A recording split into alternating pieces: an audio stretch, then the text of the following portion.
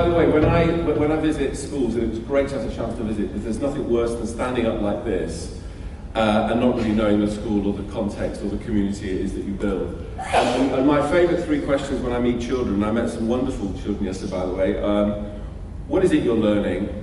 Why are you learning that? And the great question is, what do you think you'll do next? So I was talking to a boy yesterday in your school and asked him what he was learning, and he was explaining to me, he was in Studio 5, is that right? I'm learning all about insects. I said, why are you doing that? He says, well, because I'm researching about what pets we might have in our future classroom. What do you think you'll do next? Well, I'm going to work out which insects are safe in classrooms. So there's a child engaged in a task that matters to them. They understand why they're doing it, and more importantly, they understand what it is they will do next if, in order to further their learning. So it's very exciting. Mark Twain, or not, for years and years and years, this quote was ascribed to Mark Twain. And I guess the other thing, I often go into schools and communities, and sometimes I'm in those places where I'm urging people to change, create change, be restless, inquire, think about future ways of learning. Now, I don't need to do that here. What I need to do is ask the question, as you change, how do you develop a deep confidence that the change you're making is delivering the outcomes you hope for? How do we stay skeptical, if you like, never cynical, skeptical about what we do? Because there's nothing wrong in skepticism in education. In fact, it's the driver of curiosity. How do we stay curious and never drop into the trap of a kind of overconfidence, or if you like, education arrogance? How do we stay curious? So Mark Twain's quote was, it ain't what you don't know that gets you into trouble, it's what you know for sure that just ain't so. I don't know about you, but the longer I do this business, and I started teaching in London 35 years ago, the longer I do it, it's what I don't know that I keep thinking about. And the more I do it, the more I don't know. And that's okay, because education must stay conscious, it must stay endlessly kind of inquiring and engaging, and I think that's the wonder of it. As I say, I started teaching 36 years ago in East London, and I never ever dreamed in my life that I would one day find myself standing in front of people in Ho Chi Minh City talking about education. It is just, and I guess many of you may have started your training and never imagined that you'd be teaching in a place like that. It's a wonderful profession. The chances we get. And I would say, I spent some time in the international school in Mozambique. I think the chance of working in international schools is in itself unique. You get special insights in the way you're engaging with particular children in certain cultures. It's an opportunity to even deepen further the learning. So the reason I've written or not is, people might remember the film The Big Short, the one that tried to explain how they wreck the world, the clever people. After that, this was the opening line from the film, but what people realised was they then tried to actually trace it back to Mark Twain and couldn't. So we're not sure if it's Mark Twain anymore. But it's a very good starting point. It ain't what you don't know that gets you into trouble. It's what you know for sure that just ain't so. Three quick pictures. Now, I grew up in the north of England, a place called Preston, which is just north of Manchester in Lancashire. As I say, I was born in 1960. And I often think more about childhood and my childhood. And I get told quite a lot that, this is a photo by a woman called Shirley Baker. Fantastic exhibition with Gallery. It happens to be a photo of two of my friends. And what is amazing about our childhood is we're told, and for people of my age now, I'm trying to claim that we're the best generation. No, we're told that the 21st century is kind of like no other time. There's going to be revolutions, you're going to see things you've never seen. When we were doing that, and by the way, weren't we happy? When we were doing that, we never dreamed of the things that we now every day take for granted. Change and revolution has always been part of human existence, more faster than ever before for sure, but we coped. I can do email, I can Skype my children, I can do all we coped. So have confidence in young people, and have confidence in the way we educate young people that we were prepared to cope. And we weren't in a brilliant education system, we were in a good one, but we weren't a brilliant one. The second image that I want to think about is this one. In my life now, I run the Education Endowment Foundation, but when I took that job, but before that, by the way, I was the chief executive of one of the London councils. I was director of children's services. I was responsible for the schools and social services and all the rest of it in London. And then I became the chief executive of the council, interestingly, where you take over housing and waste disposal and pest control. That's exciting. And not because I was ambitious, I didn't even really like the job, to be honest with you, but because I was interested, if you had more assets, what could you do for children? We were the youngest population in England, and the poorest, by the way. And what could you do for children if you had more responsibilities? I was trying to work out how could you orientate yet more your parks, your youth service, your police, all these things. How could you orientate it around the child? And we tried that. Didn't succeed, but we tried. But now, after that, I work from the AEF, as Adrian said. I do some time for Cognita as the chair of the Education Advisory Board, giving advice on the education future of the group. And I'm the Commissioner for Evidence for the Secretary of State of Education in England. But I also do quite a lot of international work. And one of the countries I have a deep, deep affection for is India. I don't know if anybody works in India at all in the room. But India, here's a wonder for you. India has created something called the right to education. Now, if you take the UK, the US, Canada and Australia, between us we have about 200,000, just under 200,000 schools. India, in 30 years, has created 1.4 million schools. Million schools. And what they are doing in creating those schools is delivering for every child a right to be educated. Within an hour of where you live, there's a school. This is a revolution on monumental scale. We have never educated more children in the history of womankind. We have never seen, this is the fastest growth period of creating schools. We're in the eye of a storm of education in two ways. Moving it quite rightly, so there's more and more education for more and more people who are denied access, which of course is denying you access to power. But there's a worry that the other thing that's happening is there's a growing disconnect. There's an arms race in education between those who have and those who have not. Of course, elephant in the room, we serve children generally who are relatively affluent in their lives. And we need to acknowledge that and think about what that means, if we're being honest, because I think many teachers are driven essentially by social justice as well as a desire to see children learn. And talk about that, and that has an implication for this next image. So this, again, is about I don't know why I'm getting older, I'm more obsessed with my own childhood. This goes back to Shirley's pictures, and this is Salford in North Manchester. And this is a classic image of children playing in that part of the country in the period, this is kind of 1972 or something. Now, we used to have, in my view, there are three spaces in which children live. And the first space is the most enduring and important space of your life, your family. Nothing matters more than the attachment, the love, the care of your family. This sets you in all sorts of ways for life. It also can damage you, but anyway, it sets you. It's high risk, it matters. And those who are parents then know that nothing in your life matches the responsibility of being the parent of a child. But the second space is when people take this most treasured possession in the morning and deliver it to you. The most treasured thing in their life, and they hand it to you. And not only do they hand it to you, they hand it to you with this huge authority. Do what the teacher says. They basically, to you, hand over the child with all this authority. The second space, an adult, is largely supporting and engaging and in some ways, sometimes overbearing, sometimes facilitating. The adult is there taking care of the context. The third space is this one. Children on their own, usually in groups at the beginning, encountering the world. They can be scary, they can be naughty, they can test their boundaries, all sorts of things can happen. But this third space is the one that's being squeezed out of children's lives. It's now being occupied by enrichment, by planned events, swimming clubs, music clubs. Everything is organised, everything is controlled. And the third space is vital, because this is where you learn your own rules.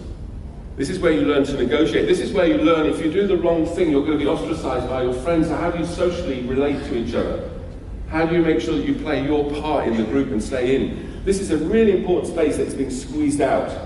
I want to return to that. What we're having to do in our schools increasingly is attend to developing and encouraging contexts in which children can build some of those capacities beyond academics, having to create experiences which allow you to work on your own and work with each other. And I fear for the third space. The so-called enrichment is another kind of, appropriation of childhood based on commerce. There's money in those hills with children, actually, if you can make parents anxious enough. Based on commerce, based on a kind of perceived fear of safety. In fact, the rates in the UK and Europe of child danger haven't changed for about 30 odd years, and the most dangerous place for a child to be in terms of harm is in the family. That's the way most harm is done to children, physically I mean, and all that kind of stuff. And we need to let children be and go and explore the world on their own in groups. And it's one thing I used to say quite a lot of my older to parents, let your children play at any age. Anyway, so those three images are driving me, and they take me to this this concept of the 21st century I want to explore for a minute. I'm as Adrian said, you strip me back and I'm a teacher, basically. That's what I am. There's all sorts of other things I've done, but in the end I'm a teacher. I chair a governing body of a school in a place called Whitechapel in East London. And I still go in there and teach. It's that kind of, it's easy teaching. I just go in every now and then and they all think I'm wonderful. It's not the hard grind day by day like you. Oh, Kevin's come, isn't he wonderful? And actually, it's just a luxury, it's an indulgence. But as I still teach, I'm still focused on the same kind of questions. And the first is, with responsibility for the school, I go back to Dewey. A school is just three things. A school is what you teach, how you teach, the kind of place you are. So I'm obsessed with this question, what kind of places are we creating? What kind of place have we created? That doesn't mean which curriculum have we chosen, doesn't mean which pedagogical model have we decided, that influences it, but what kind of environment, what kind of culture, what kind of place are we? In terms of being safe, secure, take a risk. Our children, is it fear and flight that's dominating the mind, and therefore you haven't got any space to inquire and be curious and take risks? Or have we got a place of safety and security where people are willing to step in to zones that are risky and have we got safe and trust? If families are full of love, schools are full of trust, and they should, both things interchange, but trust is the next best important word in the world after love, certainly. Places we create. What are our children learning? What are our children learning? We'll come back to that. And how are our children learning? Now, those three things don't change in a way, that they're universal. And we might come back to that in the conversation. Because everyone, India's decided to create schools because in all societies, it seems when you want to empower people, notwithstanding what might happen in the future, schools are still pretty good places to help that happen for most people. And teachers, and I still like the word, it's a noble thing, it's a wonderful thing. And we need those people if we're going to move societies forward in all sorts of ways. What are the 21st century implications for all this? Well, I don't know, but I'll have a guess. I think the first thing is that in the kind of places we create, my guess is, and it is just a guess, I'd be interested in your take, is that learning is going to be now much more without the borders and boundaries of the school walls. It's going to be connected, it's going to be agile. The technology is we're only at the foothills, in my belief, in how technology is going to impact on education. We're right at the beginning. And we've had many false starts, we've had many false dawns on technology and education, all the promise, and actually, when it comes back to it, it's still not yet working quite right. But we're going to have completely unbounded learning. I think that's going to be the big shift. How children learn, well, I do think this is going to change personally. I think this is where the technology, I'm seeing this now in adaptive assessment, I'm seeing it now in the way that you can have flipped learning, I'm seeing it personally in the way that and I'll take you some of the evidence in a moment, the way that we're shifting the burden, some of the routine stuff that needs to be there. Practice is important, shifting that fairly low-level activity to the technology so the teacher can focus on much more precision and targeted work to deal with misconceptions and help children in more supported ways. It's going to be more personalised, I think, the learning, much more informed, and the feedback is going to go through the roof as we work on individual assessments and individual data on children because of the way that we can be personalised.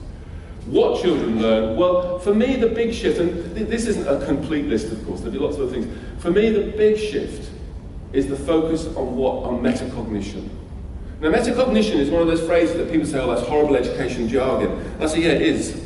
We're educationalists. We do have words to talk about what we do. We don't have to always reduce it to words that aren't technical. Now, metacognition, of course, is the capacity to not just do a task, but as I gave you the conversation about I've forgotten his name, sorry, the boy that was working on insects. But as I was having that conversation, what he was demonstrating was metacognition. He not only was engaged and performing the skills to do the research on insects, he had a mental map of why he was doing it, where it was going, and he was above for meta. He was above the learning. He had a purpose for it. And not only that, he had a set of techniques and skills and strategies to conquer the learning. He knew what to do to make it happen.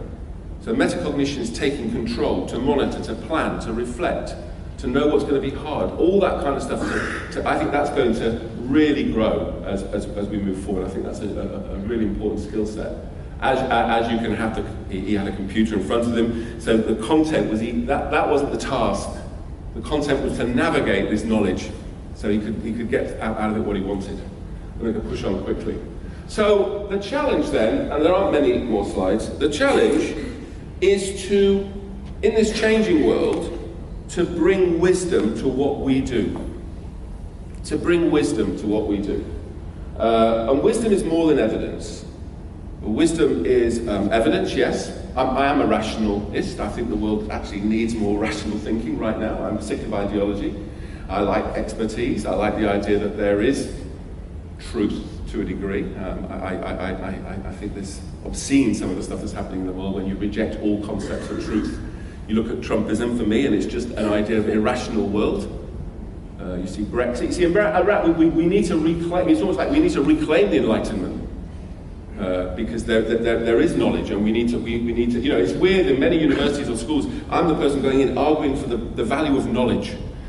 Wisdom and knowledge are great. Education is very complex, and I'm not reducing it to a medical science. But we can know more than we think. It isn't just made up. It isn't irrational. We can study it in a much more focused way, and that's changing a lot, and I'll come back to that. People will know the work of John Hattie, people will know the work of the EEF, Elmore, and people in America. The rational knowledge about what we do is valuable. We need to own it and conquer it.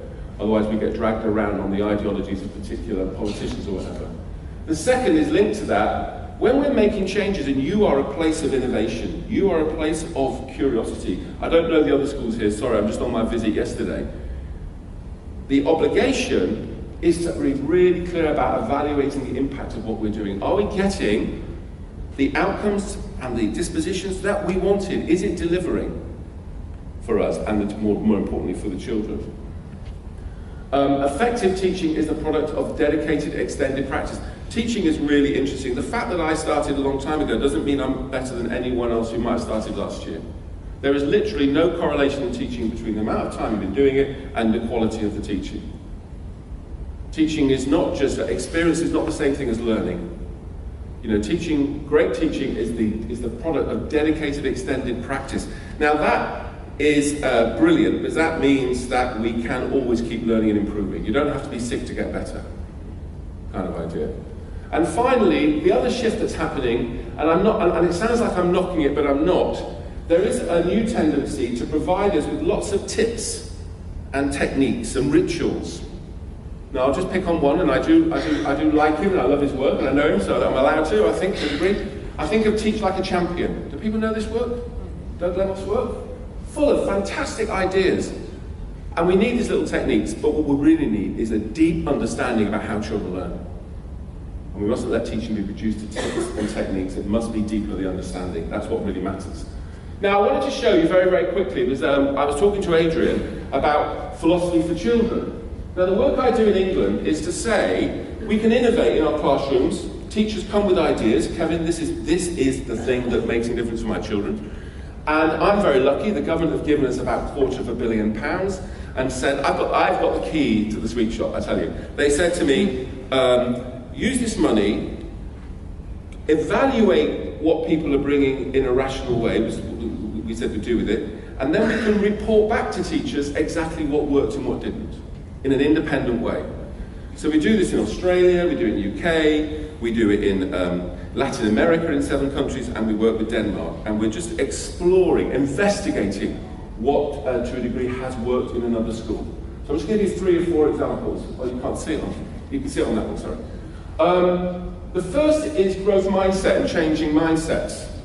You know how in education you get these, I'm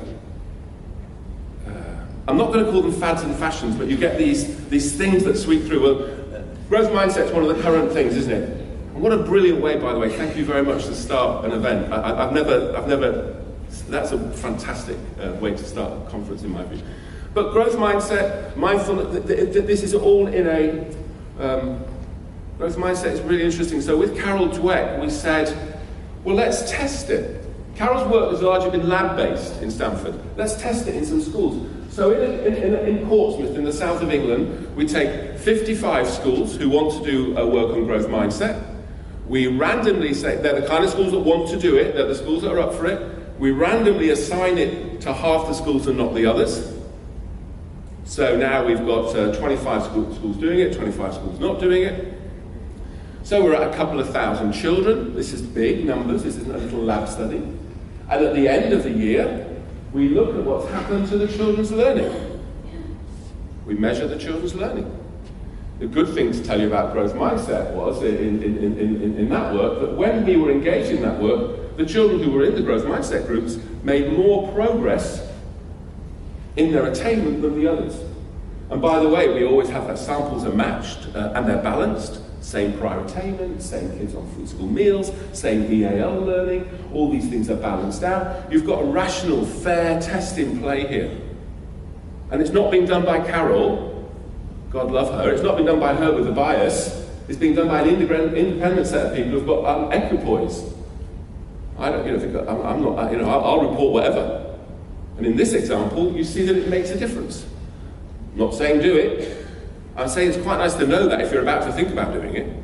It gives you a kind of bit more confidence. I know one of the ones that you're interested in, you've been doing, you're on a workshop, I think later on, philosophy for children. I personally have a basic kind of affinity and love for philosophy for children as a way of engaging and getting dialogue going in classrooms. So we said, let's test that, and I've got my fingers crossed for a year while the test is going on. And we did it with children in years 4 and 5, I don't know what your grades are for that. 2 years later, in year 6, when they did the standardised English test across all English schools, the children that had been in philosophy for children classes made 2 months more progress in the school year than the children who weren't in that class. That's worth noting. It gives you some confidence. So things can be, education is more susceptible to rational evaluation than we thought. You haven't just got to go on belief. You can actually go on really testing out what difference it makes. Not to tell us what to do, but to inform our thinking. And the website's full of those sort of studies. So when someone comes to you with a new idea as a teacher, I think the mantra should be, that's interesting, show me the evidence. Because if you don't have that, we are absolutely at the mercy of snake oil, of marketing, of people coming with these fantastic ideas. And we need to reclaim that actually I'm the guardian to these most treasured possessions. I'm not going to change what I do until you show me the evidence that this is useful, that this is beneficial. However kind of charming you are, how much power you have, because compliance is a big deal in education, I do as I'm told. Show me the evidence. I deserve that as a teacher. I don't know about you, but if I took my child to the doctor said, there is this evidence about this, I've got this way. I treat children like this. I say, hang on a minute. Just treat mine the way the evidence says. But in education, people willy-nilly try all sorts of things based on a kind of a conference speech. It's kind of not acceptable. Finally, this leads to two important implications. The most important investment, and chairing Cognito Advisory Board for me, the drive is, and the reason I'll do it is because I'm going to force the organisation to invest in the teaching. The only resource we have, built wonderful buildings, I went to see the new building, fantastic. I opened a new early years school in Singapore on whatever it was, I don't know what day of the week it is. 2,000 children, but state-of-the-art early years. And I did say in that speech, I said, give me a great teacher in a shack than poor teaching in a palace any day of the week. So the buildings are great, but the most important investment are the teachers and the teaching. And that's what I will be pushing in the organisation all the way through. And we then take on the obligation as teachers, and this is sometimes caught up, it's not about monitoring the impact of our work. It's okay for people to try and evaluate me. I believe in assessment, I think it's important in learning. I believe in feedback, I think it's important in learning. Why wouldn't it be true for me? So how do we do that with care? And I'm not ever interested in rating teachers, I'm interested in improving teachers. But that requires gathering information. And the information we gather, I think observation is important, tells you a little bit. Value added, we're pushing, I'll be honest with you, we're pushing models of how do we measure value added across the group, and I think that's important. Students' views, very insightful. You'll probably know the Met study that was done in America, massive study, Gates funded, it's like all the money in the world was thrown at it. Student views of a lesson were as influential, as accurate as anything else. But we ended up with a model there in the Gates study of there being three, a triangulated bit of information. Numbers, value add, observations by others, and student views. You have to triangulate the information, that gets you close. You still don't get there, they're closer to making a sort of a sound assessment of a learning journey, a learning experience. Your own self-evaluation, and then the observation of the artifacts and the portfolios of work. So I end up with this quote, then. I like to start and finish with poets. This is an English poet called Philip Larkin. Anybody, if you know Larkin, you'll know that there are some very juicy quotes I could have given you. You're going to be very careful with Larkin. He did say this that teachers might like. While I was growing up, I thought I hated everybody. Until I grew up, then I realised it was just children I didn't like. But anyway, that's a Larkin quote. But this is the best one for me in terms of this conversation. Life has the practice of living you if you don't live it. Teaching is an intentional task. And what I admire and respect about what you're doing is you're not just doing it by numbers. You're not allowing teaching to live you. You're not in a groove, or sometimes that becomes a rut. You're curious about it, you're reflecting on it, you're living it. And my urge is to live that with discipline and live that with evaluating, know thine impact, to use John Hattie's kind of phrase. Because going back to Mark Twain, it might be not what you know, it's what you know that just ain't so, which has got to be the quest. So thank you very much, let's have a conversation. Thank you.